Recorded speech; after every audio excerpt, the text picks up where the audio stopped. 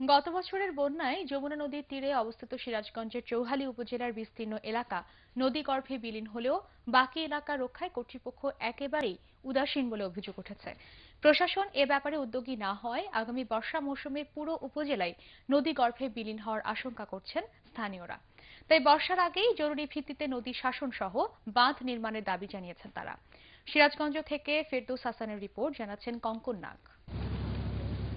যমুনা নদীর কারণে দুভাগে বিভক্ত সিরাজগঞ্জের দুর্গম চৌহালি উপজেলায় একসময় ছিল নানা সরকারি বেসরকারি অফিস আদালত, স্কুল কলেজ, মসজিদ মন্দির সহ নানা স্থাপনা।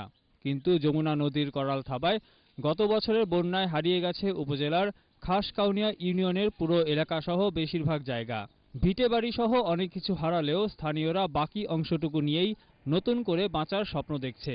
কিন্তু ভাঙন রোধে সরকারের যথাযথ পদক্ষেপের অভাবে নদীগর্ভে বিলীন হতে বসেছে 202 বর্গমাইল আয়তনের এই উপজেলার বাকি অংশটুকু।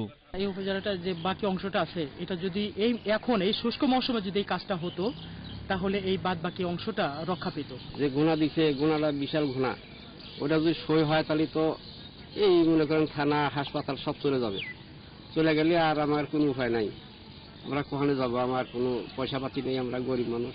সরকার তো আমরা খাইবারও চাইতেছি না, কোনো কিছু চাইতেছি না, আমরা চাই যে নদীর কাজটা আমার করে দিই।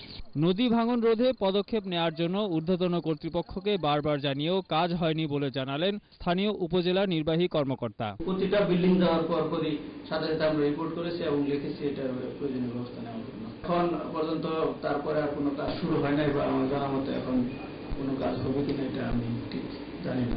তাই আগামী বর্ষা মৌসুমের আগেই নদী শাসন ও বাঁধ নির্মাণ সহ কার্যকর পদক্ষেপ নিয়ে চৌহালি উপজেলাকে রক্ষায় প্রশাসন যথাযথ ব্যবস্থা নেবে, এমনটাই প্রত্যাশা করছেন স্থানীয়রা। Bureau report, ATN Bangla.